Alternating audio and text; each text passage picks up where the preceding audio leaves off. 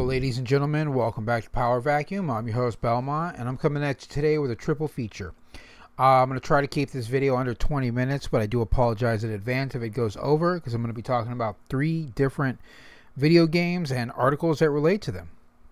I'm not going to go through the whole articles, I'm just going to try to get to the meat and potatoes of each article because it seems like it's been a wild week for the video game industry. And we're going to be starting here with the goings on over at Ubisoft, who are dealing with the backlash from Star Wars Outlaws and Assassin's Creed Shadows. Now, as you see here, yes, it's been an extremely rough spot right now for Ubisoft, with its stock at a 10-year low, a self-investigation into the company beginning to sort out its issues, and the announcement that its imminent large-scale Assassin's Creed game, Shadows, will now be delayed 3 months out of 2024 to February 14th, 2025. Valentine's Day? Really? We're going to drop this on Valentine's Day? That didn't even register just now. Yeah, it was originally slated to come out in November. Now it's coming out in February of next year. And they were usually candid about the reason for this, even to the point of admitting its last game had issues that they needed to learn from. The statement says, while Shadows is feature complete, the learnings from Star Wars Outlaws released led us to provide additional time to further polish the title. Now, title, that's an interesting choice of words. Like, are they going to change the name of the game? Because feature complete technically means it's ready. It's slap it on the shelves. It's good to go. Like, they can't do much more beyond that.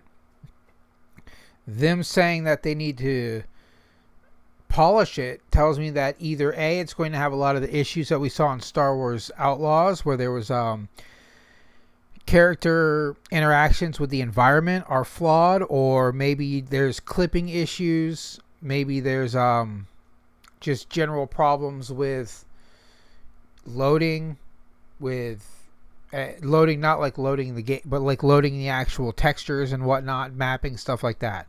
We don't know. But then I don't know why this is highlighted. Then Ubisoft surprisingly, tacitly acknowledged the narrative that its games have become too woke or agenda driven, according to a segment of the internet. It's not just a segment. It's tons of people, from what I've said. Dude, even Reddit is pointing out stuff like that. Reddit and the gaming side of Reddit used to be pretty forgiving when it came to developers and their beliefs and all that, but it seems lately that there's been a full 180 shift. I don't know what it is, but I will be showing a couple of Reddit posts for another story that blew my mind, that these people were on the side that they were on. But the statement from Ubisoft is, I want to reaffirm that we are an entertainment-first company, creating games for the broadest possible audience, and our goal is not to push any specific agenda. Really? We remain committed to creating games that everyone can enjoy. You see, the problem with that statement is, when you try to make something for everyone, you're really making something for no one, because you can't make everyone happy. It's like a law of the universe. Something that's going to make one person happy is something that's going to make another person mad. That's just how it works. It's always been that way. It will always continue to be that way. You cannot please everyone. And for Ubisoft to admit this, one, that they think that people see their game as woke, shows that they must be thinking that themselves, because they are investigating themselves. They've gone into it. They're looking at their development teams. They're looking at probably consults and whatnot, and they're seeing what's going on, what's happening, why have our sales tanked, why is it that our game that was clearly meant to be a Han Solo game, and then we suddenly in the last hour changed it to be a random female protagonist, not doing so well. Like, what's the reason for that? And why do you think they're mad at us for dramatically changing the character model from the woman who actually did the scans and the acting to look nothing like her, and to make her, as many people have pointed out, a lot uglier than the actress? And some people try to say, oh, it's technology limitations. I call bullshit on that. Have you played Jedi Survivor? The character Cal Kestis looks exactly like Cameron Monaghan, or Monaghan, however you pronounce that guy's name. Looks exactly like him because they scanned it and put him in the game. So why didn't they scan this character and put her in the game? I don't know. I got no reasons for that. But people are right to be mad because it's like they're just trying to insult women now. But then you have the opposite. Ghost of Yotei, which is, I believe it's Yotei. Yotei. Yeah, Ghost of Yotei. Former Sony head responds to those complaining about Ghost of Yotei's female protagonist. If you don't like it, don't buy it. Famous last words right there. I'm not going to read this whole article, but I am going to read this part where he says right here, it's a game, and this is from, hold on, it's from Layden, former, Sean Layden, a former Sony lead. It's a game, unentertainment. Unentertainment? The bad grammar. A story a team of creators believes in. They want to make this. He reiterates, it's a game. If you don't like it, don't buy it. In fact, why not make the game you want yourself? These are called famous last words, as I have already stated, because many a person has spoken this exact phrase, and it always bites them in the ass. Most famously was Kelly DeConnick, when she was writing a book that people were talking like, hey, why are you changing these characters and making things this way? Why are you doing the story this way? And she said, if you don't like my book, then don't buy it. And no one did. And then she was like, I'm sorry.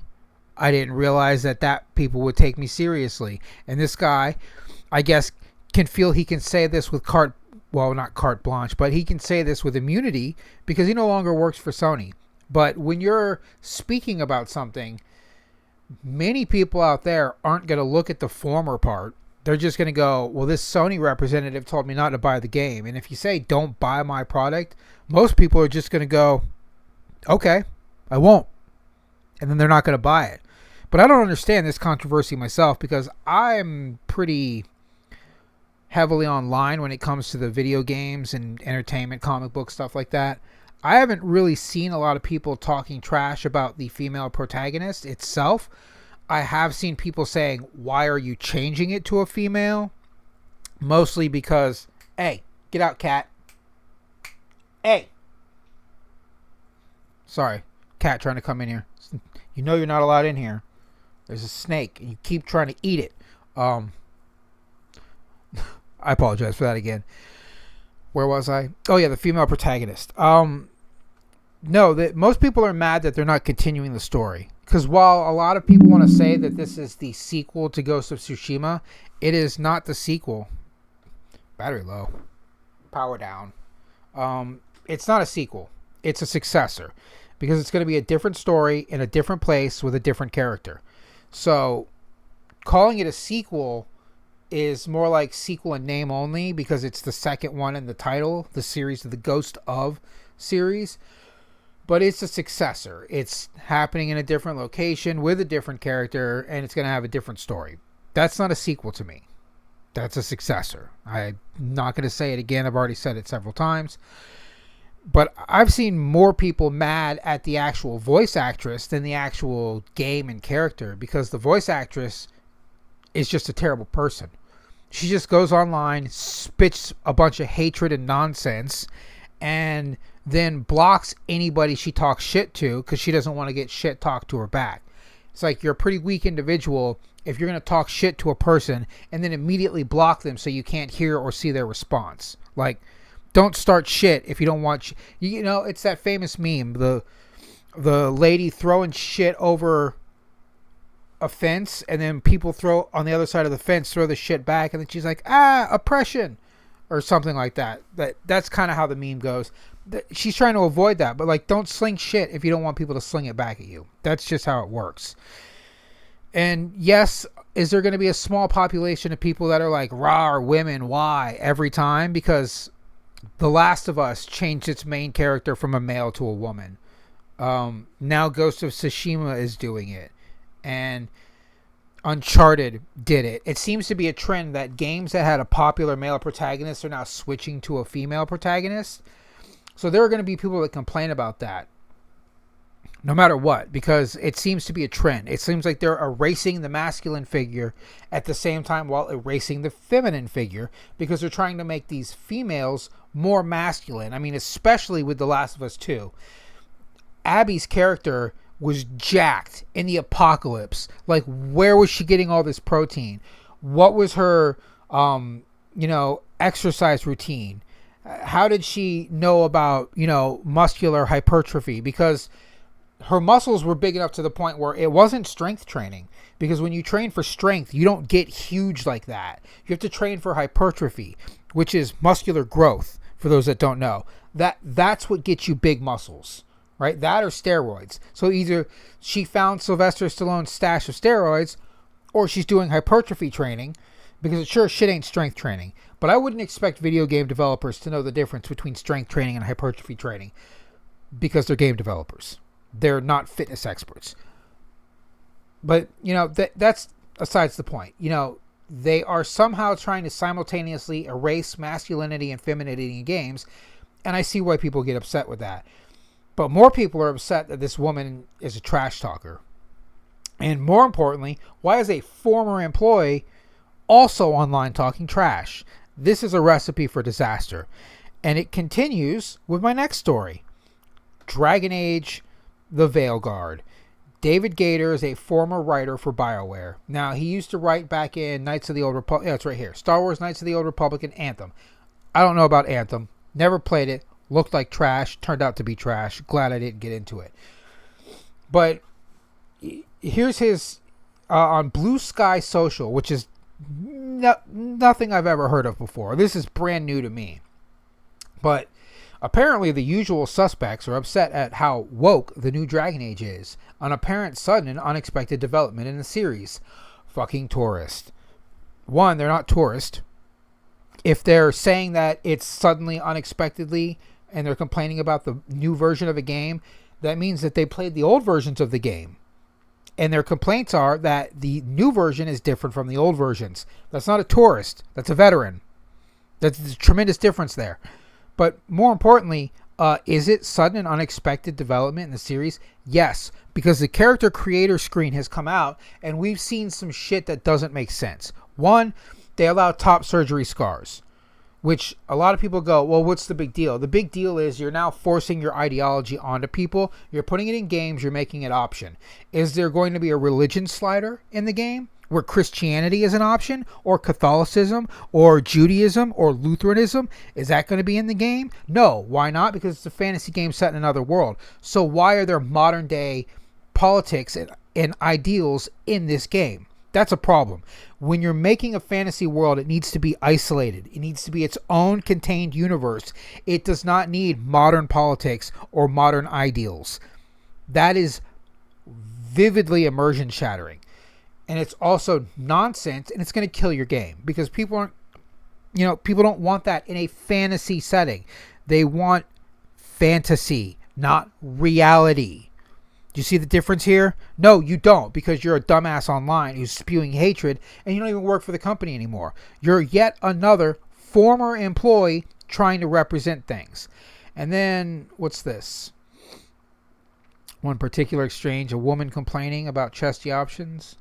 Let's see what Jill Fay. Yes, the fantasy game with real life elements such as top surgery scars. In a game with magic, really. Yes, right? You can't magic yourself to a different sex, whatever. And identity politics, because representing real-life social issues in a game isn't immersion-breaking at all and is really necessary for a good game with a sense of escapism. Thank you. This is what I'm just saying. I probably could have just kept reading instead of ranting, but this is what I'm talking about. Like, you don't want modern politics in a fantasy game. A character creator that only reaches body proportions a trans person could generally achieve, because females such as myself with a D cup can't recreate the character that I look like. And yes, that was a problem with the character creator.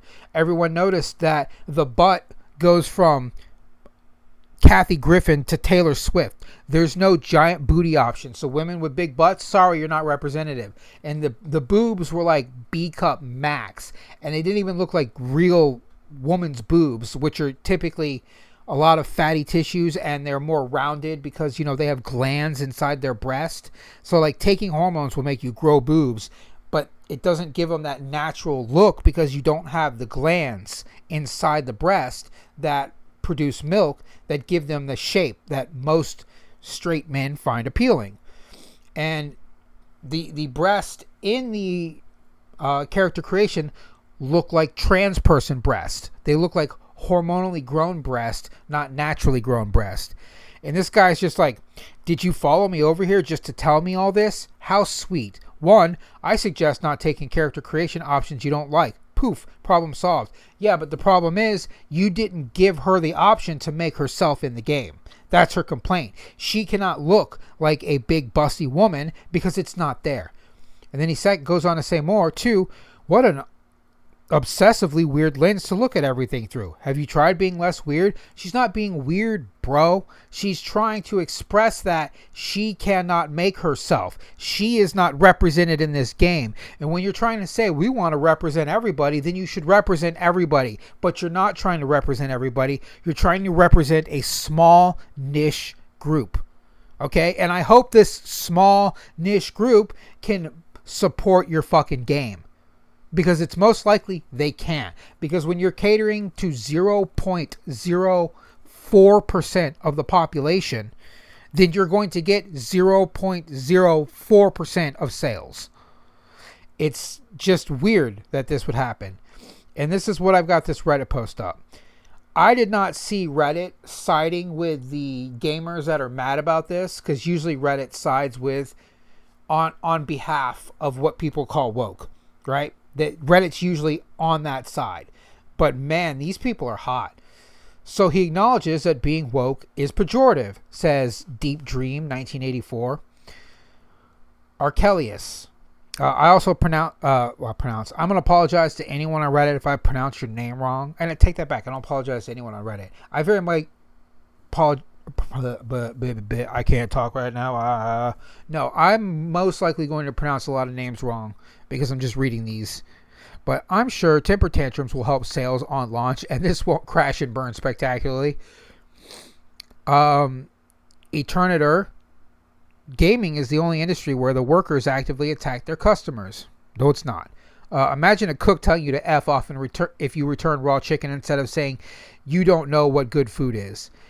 He also says to stay away if you believe that Dragon Age Origins was the last great Dragon Age game and you wouldn't buy this anyway. Good way to alienate old potential customer base. It was always inclusive. Why do you need to change everything? This comeback never gets old. Yeah, this is an argument that a lot of people make. It was always inclusive. You're mistaking inclusive with forced ideology. They're very different things. Right. Nick Gitasa, I don't know. I agree. Fuck tourists. Get them out of the dev team. Yes. Consultants. They get in, leave their garbage there, get out, and don't take responsibility. And the locals have to deal with their mess. Yes. This is what has been happening lately. These companies bring in consultants who are like, you should do this, you should do that, you should do this. Then they take their paycheck, they fuck off, and they watch it burn to the ground as they move on to the next place to burn to the ground. Consultants are the worst thing ever. Never bring them in, no matter what, unless it's like a historical consultant. I want my game to be historically accurate, which Assassin's Creed Shadows is failing at miserably. But that's different. But these people are like social consultants. Like, here's how you make your game socially acceptable. There's no such thing as socially acceptable, because what's acceptable now won't be what's acceptable 5 years from now. You want your game to be ageless. You want it to be timeless. Look at the first Borderlands game. They chose cell shading and generic action stuff because generic action is ageless. Cell shading is virtually ageless. The game still looks as good now as it did when it came out. This is the kind of thing you want your game to be. You do not want modern day politics, because when the politics change, your game becomes taboo or ostracized. It is no longer desired. And yeah, that's where I'm pretty much gonna call it here. It's been just a hat trick of hatred from people, and that's probably gonna be what I put on my thumbnail. Hat trick of hatred. There you go. That's the thumbnail. Because it's just been a wild week for video games and their development and the people who are speaking out. You know, some people apologizing and a bunch of former people who shouldn't be saying anything at all running their fucking mouths. And they're going to I can see them getting in a lot of trouble with the companies when the companies come after them and go, hey, you don't represent us, but you've hurt us. This is torturous interference. Get out. You in big trouble. But yeah, that's all I've got for this video. Belmont out.